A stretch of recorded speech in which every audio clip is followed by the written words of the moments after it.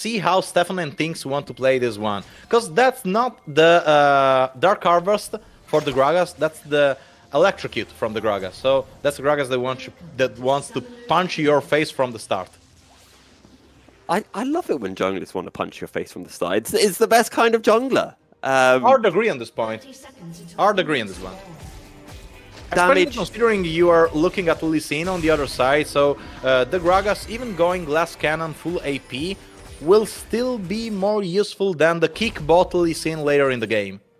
Yeah, it's almost like a boxing matchup, but Lee Sin is a lightweight boxer or like a featherweight, and Tinks is going for the heavyweight boxer. He's going for the I punch you in the face and I punch you once and that's it. Whereas Stefan going with Conqueror, you know, he needs to punch you multiple times with a flurry of attacks and get you down that way.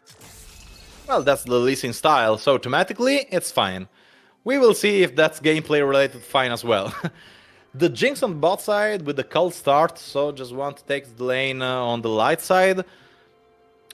Puts a lot of faith in the Rel versus Rakan counter matchup. So he just goes with, I'll scale you and I don't have to play the laning phase, so I'm fine. Now, you did say to keep an eye on where both junglers were starting, what their pathing would be. Both Tinks and Stefan are starting on their red buffs, or on their red sides, because Stefan has started with his Raptors. So I'm expecting to see Tinks maybe looking for an early gank towards top side, maybe trying to wrap around and finding that gank onto Vazi. The main difference between the two jungle starts is the deep vision from the eSuba.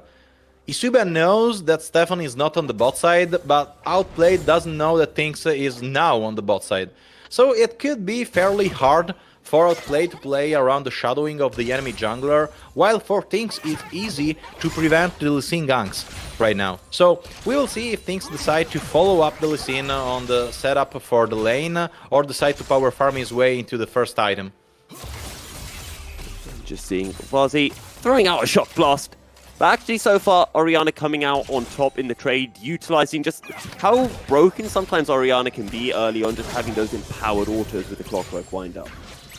Yeah, especially considering that the passive from Orianna forces the Jace in the ranged form for basically the whole laning phase, and the Jace is strongly dependent on the hammer form to replenish his mana bar and stay for a long time in laning phase against the Orianna that has the biscuits, has the Doran Ring, has basically more means to stay in lane and apply pressure. Look at that, the Jace has no mana, and the Ace just eats up his trade, pops up his health pot, and is back on track. And Vazi already using up 2 of his health potions. So let's not forget as well, for both of these two teams, they have been at the main stage before. For the side of Outplayed, it was just the one time back in 2018 when they actually made it through group stages into, I think you were saying it was the last 8, Kenren, whereas eSuba, they've been to the main event a couple of times, the last time being back in spring 2020. We will focus on narratives later, because here, the Gragas on the top side can just pull the trigger on the Gnar. Going in instantly, flash away from Stem Bossa, but now he's got nothing left in his first blood for Tinks. Easy, no shot from Tinks here on the top side. That was a very easy roam up from him. A very nice pathing, avoiding the enemy vision through the enemy jungle. And now this is a good start for the eSuba that wanted to put their resources in the jungle. That's an extra alternator already for the Gragas at the 4th minute. Care for the bot side here. Danny and Elam just pushing past FGG's disengage. And Danny is left with absolutely nothing he can do as Elam picks up a kill for Outplayed. And here is Stefan in the top side, landing the Sonic Wave. In he goes with the Resonating Strike. Is there enough damage from the Hyper Procs? No, not quite. And Stefan lucky not to be knocked up under tower. Babista hasn't resetted yet on top side, but Tinks picks up another kill on the spot. Where did Tinks even come from? He just like said, howdy, goodbye Stefan. Second kill of the game for Tinks secured. Thank you. And let's see again how that paid out. Stefan was on a ward, and Tinks just played around vision very well. On the bot side though, Venzer with the trade back on Danny. That was also a nice flash in from Elam. Playing around the traps, flashing in the Rel engages, and that's what we talked about the Rel. You can't miss your engages or your dual lane is done.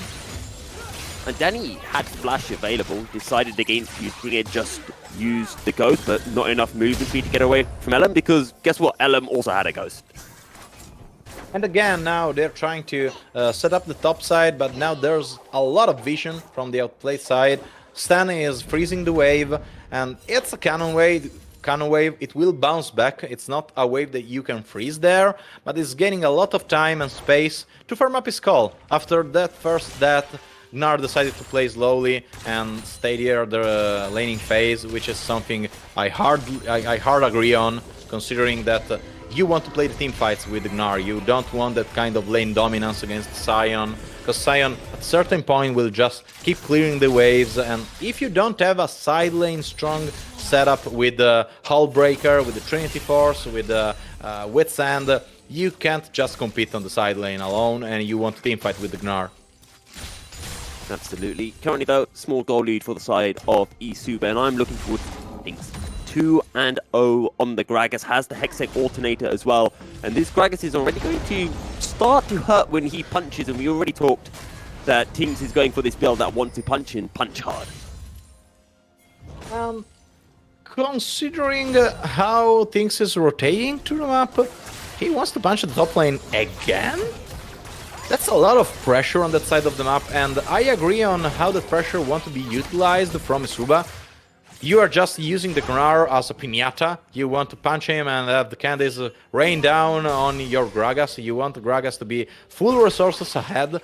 That's a Night Harvester Gragas. That's the Phoenix Codex on his inventory. But putting a lot of resources on the tank side, while the Orianna is playing her free lane on the mid lane, applying pressure to the Jace, while the bot side is winning the 2v2, can slow down the map from eSuba fairly well in the mid game.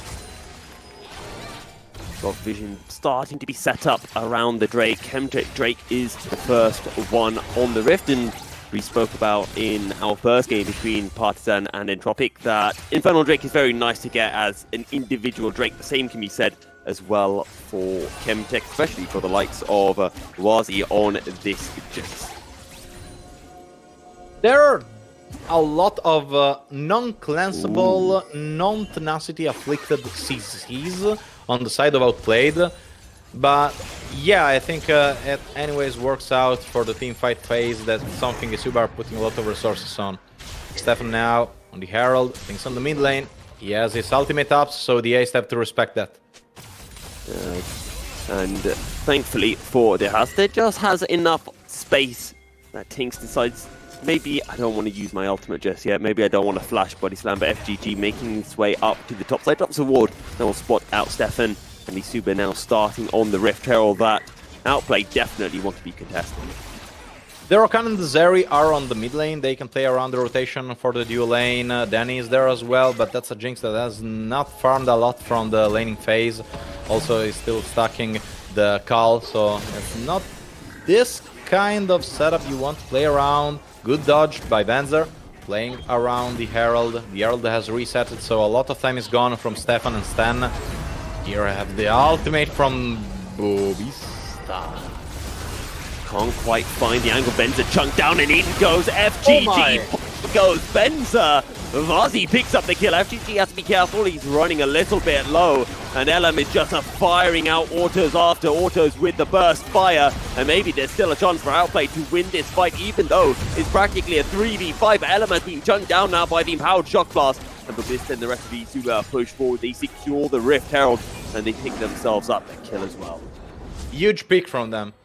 Huge pick, consider they were playing with Jace that, yeah, is stacking the tier, but it's also stacking lethality on the mid lane. So you have this punch-in front face on your opponent with things, with Varzi, and Danny there menacing the resets on the Jinx, winning the team fight if something goes wrong. So you see your teammate Benzer going down from Outplayed, you have to disengage from the reset of the Jinx passive, then engage back on with the Zeri, putting out a lot of damage through the enemy team without their ultimates on for the engages, but that wasn't enough. Zeri is not online yet, so you have to play around your team around Zeri. You can't put all your resources on the Zeri and hope that that's enough. And then, considering everything that went around that Herald, the fact that eSuba brought out the Herald, and that Herald could be used as a just stay up for the mid lane to play around the Drake, can snowball their map pretty easily. Outplayed now, just trying to set up for this Camtic Drake that still hasn't been taken. Venza just hovering around a potential flank angle. Both top laners have teleport available, or Babista will have his teleport available in a couple of seconds time, and Danny just forced to sit under his tower and wait for this wave to eventually crash towards him. Considering Rakan is at level 6 right now, his ultimate is available. Even under turret is not a safe place for Danny, so things have to rotate around the Drake to cover for his ADC while he farms up under the turret. Strong farm lead from the Zeri. Zeri almost done with her mythic item. Benzer is playing around the Drake, and the back and forth from Stefan. I know it's losing a lot of time from Outplayed, but it's draining a lot of time from Things, and Things have to spend his Eye of the Herald yet. The Night Harvester has been completed from Things, so this is a very strong Gragas. Explosive Cask into Body Slam will do so much damage, and FGG looking for a potential flank. Dehaste making his way in. FGG doesn't know that the Orianna's sitting there, and eSuba might just decide, hey, look, let's just go mid lane, push this in, we can drop the Rift Herald down, that's some free plates for Vazi and Danny.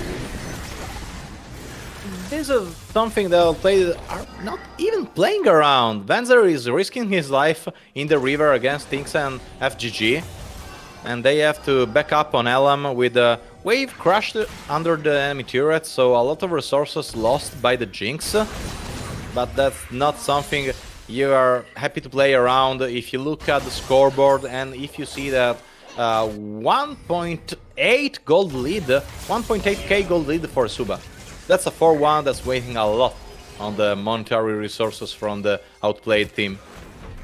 Kenran, I'm going to be honest, I thought my friends were indecisive when it came to picking what takeaway we want to get in an evening, but eSuba almost seem even more indecisive because you just see them just running up and down the river like, can we find something mid? Oh, maybe we can find something bot. Could we maybe start Drake? No, and it just keeps on going, rotating backwards and forwards.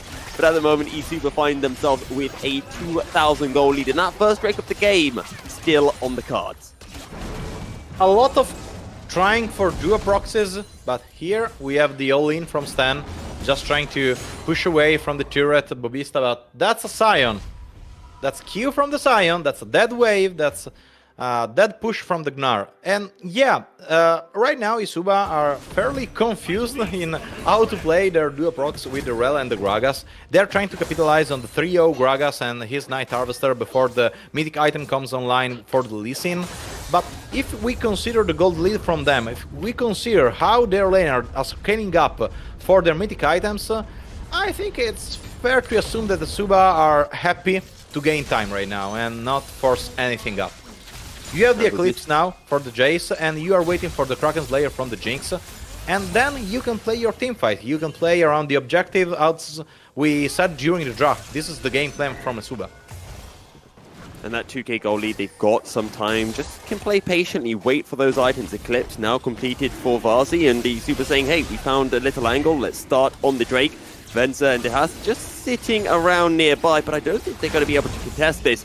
Stefan's only just made his way out of the base, and first Drake of the game picked up by eSuba. And they're trying to close up on them, but that's a 3v2 with the Gragas. Rakan is risking a lot, Rakan is dead. Ooh, able to jump out, but caught by the explosive cast damage. And tried to jump away, interrupted by the body slam initially. Elam able to sidestep the zap, otherwise that might have been another kill going over to the side of eSuba, who are now 5 kills to 1. And this game is going very, very easily down the hill from Outplayed. 0-2 Lee Sin that had to control the early game, but have to face now a 4-0 Gragas on the enemy side.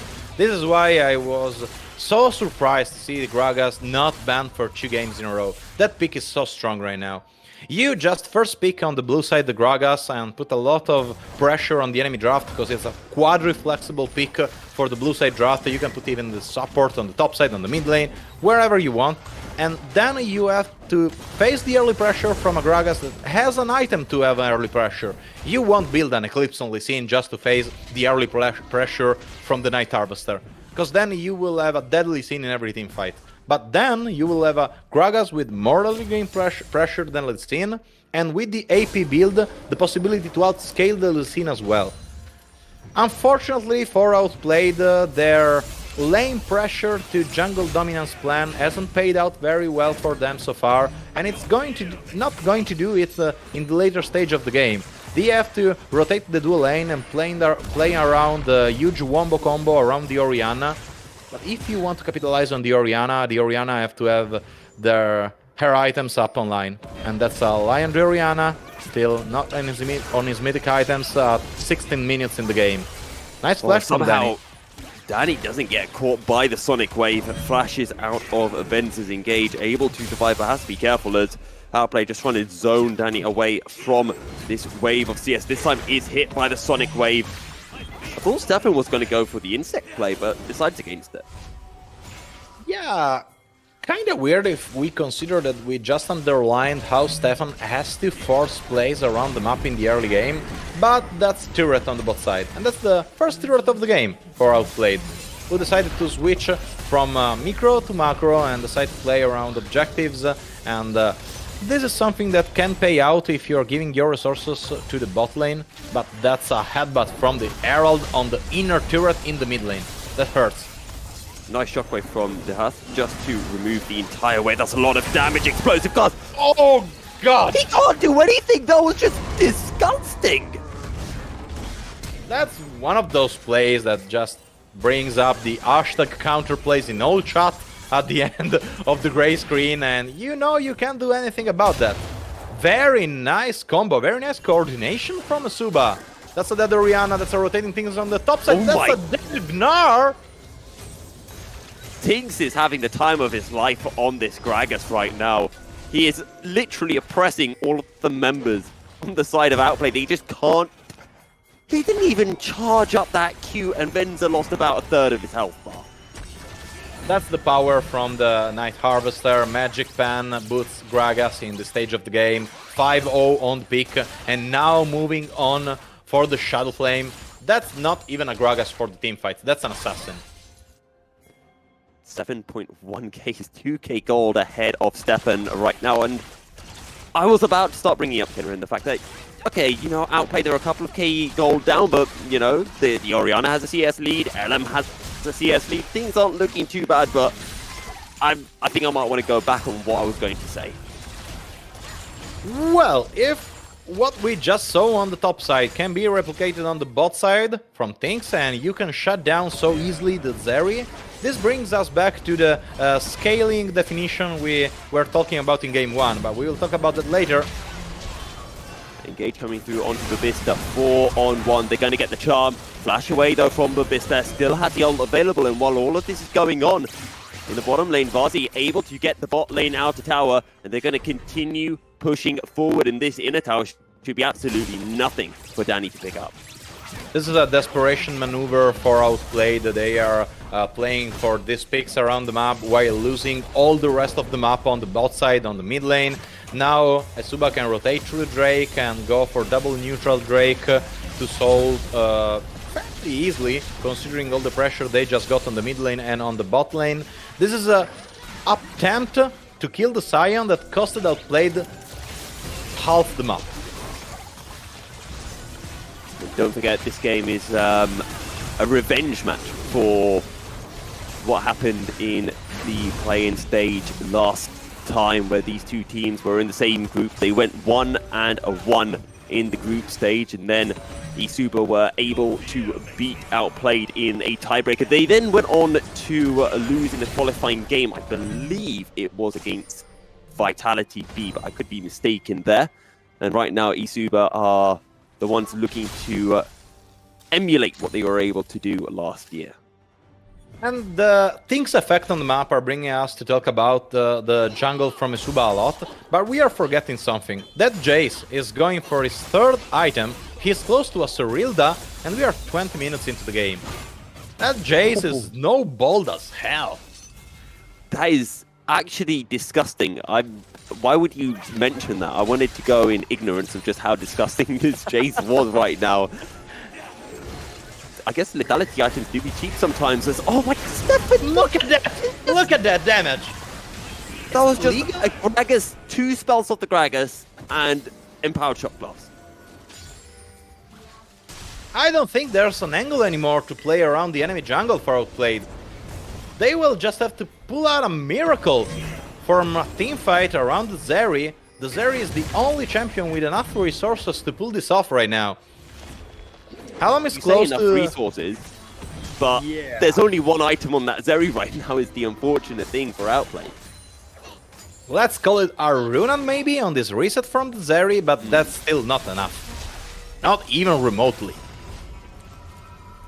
Well, 7 kills to 1, 21 minutes in. eSuba could even look to pick up the Baron Nashor, or they could wait a few minutes for the next Drake to come into effect, which will be a Cloud Drake. We do have a Cloud Soul. Some extra movement speed, always nice no matter who you're playing. Especially considering the map lead eSuba got so far, having some more move speed out of combat to better rotate around the map is pretty good for them. They want to play with Sion, perma-clearing the side lane versus the Gnar. We talked about the matchup, we talked about the Gnar itemization that was needed to play around the Sion. That itemization is not there. Gnar is still far away from the Black Cleaver, and then you'll need a third item to play around. Well, that's a supportive Sion. Is he building the Knight's Vow to protect better the Jinx during the team fights? You know what? I can get behind that. I can definitely get behind that Knight's Vow, especially when you could get caught out by something like that Stefan kick, and you just got that little bit of extra safety as Benza. Almost like Danny the Wonder Tower, Stefan getting the solo kill, but here comes the train. Pop goes Stefan, pop goes the Lee Sin, and it makes it a 1-for-1 play. And unfortunately flashed out of the decimating smash, but Outplayed will be relatively happy with a 1-for-1 overall pick.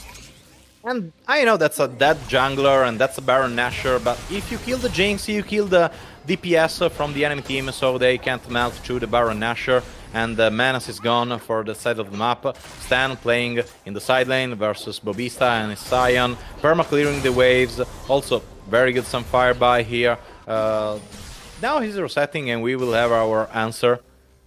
That can be a mythic item and nothing else, but I've seen enough supportive Sion recently on the top side playing low budget to habilitate his map to bet on something weird from him. But no! You can't do that to Benza, that's just not fair! I think he can. To be fair, Milky, I think he can. At this point of the game, 501 Gragas with 2 completed items, full magic penetration from him. That's a scary Gragas. I don't know what's more surprising, the amount of damage that Tinks is doing, or the fact that I'm still surprised by the amount of damage that Tinks is doing. Or the fact that we are surprised about Outplayed surviving that damage at this point. True. Yeah, I don't know what I'm surprised by. Next time Tinks does a combo, if someone survives, then I'll act surprised. Otherwise, I'll just, normal.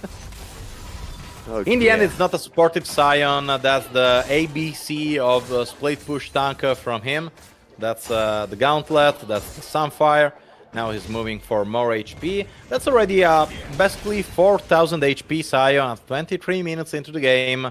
Gnar have a lot to chew on that side lane. Things are going to be difficult for Outplayed from here on out. 5,500 gold behind. The one kind of silver lining that they have is the fact that Ellen is relatively strong on this Zeri. The issue is, if he gets caught, if Jace or Gragas gets on top of him, he's gonna die. And speaking of a Gragas getting on top of him, the Gragas is on top of him. And I thought there'd be one more auto, but Tinks has a lot of sticking power. Big shield coming in, but Danny just getting off shots after shots after shots, and now a poor teleport is going to lead to another kill for the side of eSuba, with both Benza and Stembose falling.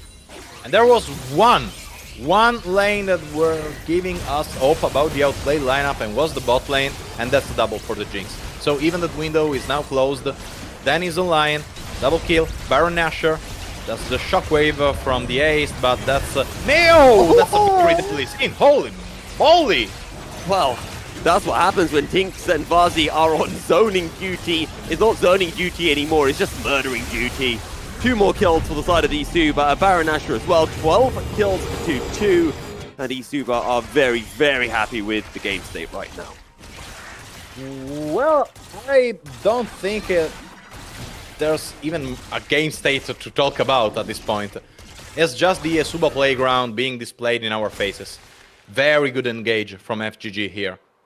Very, very nice rel setup for the Gragas. We talked about the Gragas being an assassin. If you can't assassinate the Zeri because of the shield bow, then you have a hard time breaking through the peeling that Zeri has, and you just melt down her DPS. Without the rel engage, that could have been a fairly good shutdown on the Zeri side against the Gragas, but VGG decided to resolve anything, and now the game is on a 12-2 line with a 9k gold lead and a soul point for eSuba. It's just really, really dirty, the advantage that eSuba have right now, and it's like we said, right? LM is kind of the win condition for Outplayed, but as we saw in that play, if things can get on top of LM, find a pick, things look rather sketchy, and you saw where LM was. If he had a bit more health and was actually able to fight, maybe Outplayed could have got a kill, maybe they could have got a couple of kills, but the fact was, he had no health left, had to back out of the play, and it just meant that eSuba got to do whatever they want, and Outplayed were forever on the back foot. And that, to be honest, you keep talking about if eSuba gets on top of LM, They will get on top of LM. When they get on top of LM, because that will happen. They have too much resources for engages, for long-range damage, to play around the Jinx for the resets, to play around the objectives. We talk about how important it is for this kind of lineup for eSuba to take map advantage. Well, that map advantage is there. And now eSuba, we talked about the playground for them. This game is exactly that. Well, they're having a lot of fun on the playground. They're making themselves look like Year 11s, and the rest are Year 7s out on the playground. eSuba continuing to push waves forward with their Baron-empowered minions. Next Drake is in 3.5 minutes. That will be Cloud Salt if they are able to secure it. And, well, Tinks is frontlining, but frontlining might not be the right term. I mean, what is a term, really, when you're frontlining, but not because you've got loads of health, but because if anyone steps forward, they get one shot. You are a spike shield. A spike? I like that. I like that a lot. Tinks is a spike shield for eSuba right now, and the spikes of eSuba have broken through in the mid lane. Babis is just tanking up for Stenbosse as the rest of eSuba show up. Look at the damage! Delivers Stenbosse on a plate, and well, most of the damage is done by Tinks' ultimate. And now Inhibitor Tower will fall, teleport back in from eSuba. They don't want to waste any time at all. They've got a 5v4, 2 Inhibitors down now in favor of eSuba. As far as I know, they may have an earlier reservation for dinner today, because they are speedrunning this game. Look at Jace. Look at Jace. That's a Shojin for him. We are 28 minutes into the game. Jace is, I don't know, is stealing something for the map? Can you do that? I mean, just go around the map, steal money? Because I don't think... Yeah, it's Paul's first strike, to be fair. Understand how that money comes from. Yeah, it's a 4-1 Jace, but that's a 4-item Jace. That's a cool skin. It almost looks like, you know, Talon. If you're just showing me that animation, I would have thought that's Talon, not Jace. Talon sprinting around the map. I don't think a Talon could ever be even close to the assassination potential that this Jace has right now. No. Honestly, right now, Vazi's Shock Blast will be hitting about as hard as a standard empowered Shock Blast would be from a 2-item Jace, which is what you'd kind of expect at about 30 minutes, just like when you look at Dehas, 2 items as well. I do want to bring in some of the positives for Outplayed, and I know there's not a lot that we can talk about because they are 10k gold down, they are 10 kills down, they haven't been able to pick up many objectives, but 3 items completed now for Ellen. Almost the Rabadon's completed for Dehas. A lot of power points coming in for some of the carries. That's true. They have to play around the Shockwave. We talked about that earlier. The Runan and the IE for the Zeri are there. So Zeri right now has a big potential output of damage if the Orianna can keep his opponents down with the Shockwave. But how can you do that? We talked about the spike shield things. How can you just jump back for that? Ellen just gets absolutely obliterated. Venza will force them. Bossy goes golden. Stefan trying to duke his way out, will eventually be able to do that. Danny is forced to go golden, and now that is on the back. We're trying to kite back, but you're kiting against 3 people that can all engage on you. eSuba pull the trigger, and eSuba will get 3 kills. They'll find themselves their 3rd inhibitor as well. Stefan flipped over as if he is a burger at McDonald's, and eSuba will just tear apart the base of Outplayed and pick up their first win of the EMEA Masters. Well, what the